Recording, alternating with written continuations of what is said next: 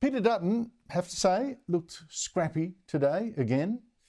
And it would be very easy to now say the opposition leader is blowing it, and just before the election, which of course is the Labor spin.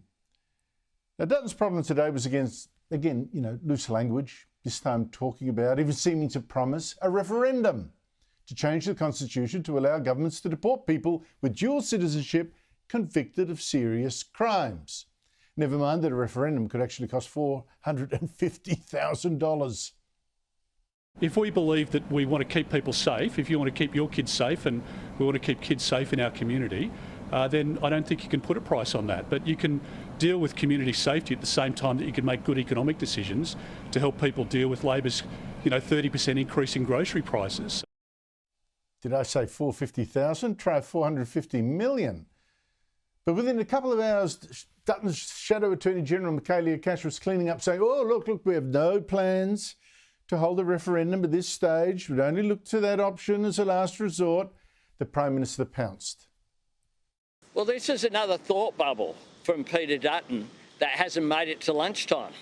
This morning you had Peter Dutton on one TV channel calling for a referendum and Michaelia Cash on another TV channel ruling it out. This has not been thought through. Now, there wasn't actually a big contradiction between Dutton and Cash there, to be fair. Unlike the complete mess about Dutton's recent threat to force insurance giants to sell off part of their businesses if they ripped off customers. Oh, no, we won't do that, said his shadow treasurer. And we still don't quite know what the policy really is. So, an air of sloppiness, really. You had also the lack of policy, a reason to vote for the Liberals, not just against Labor. You could add also the fact that promoting Jacinta Nampijinpa-Price to be spokesman for government efficiency has so far resulted in nothing.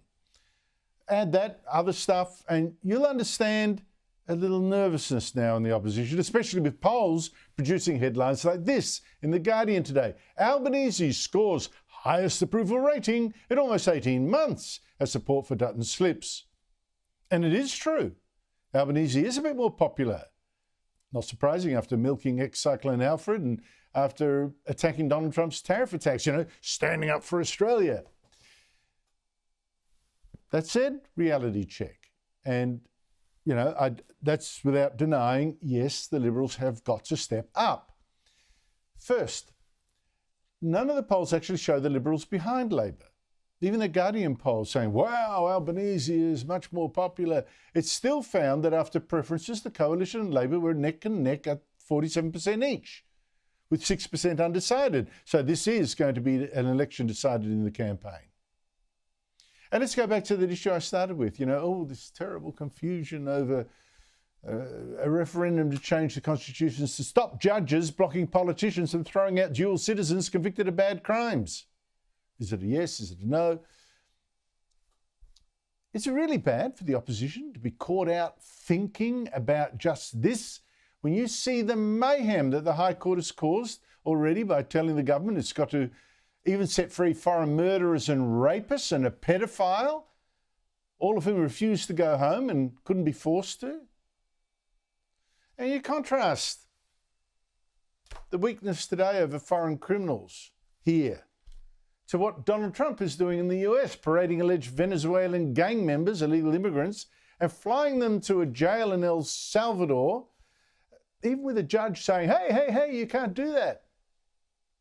Or how about this contrast? We had at least 6 Australians last month attending the funeral in Lebanon of the leader of the Hezbollah terrorist group. Australians like this Sydney preacher, the man on the left, who had a prime seat there, right at the front.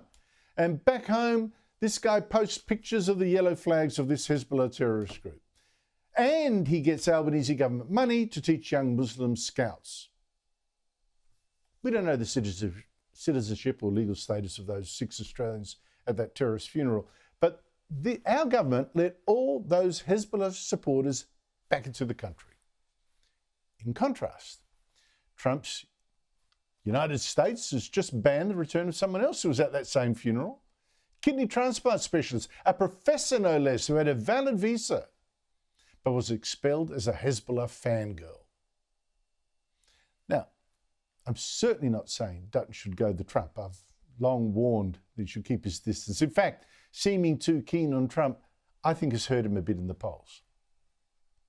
But is Dutton really wrong to be frustrated with judges forcing us to put up with foreign criminals? Is Dutton really blowing the election already? Take a chill pill. I mean, winning this election was always going to be a huge job for a start, given the coalition was smashed just 3 years ago. But the coalition under Dutton is right back in the fight, with everything to win in the campaign. So to the Liberals, I'd say, do not get wobbly, get working.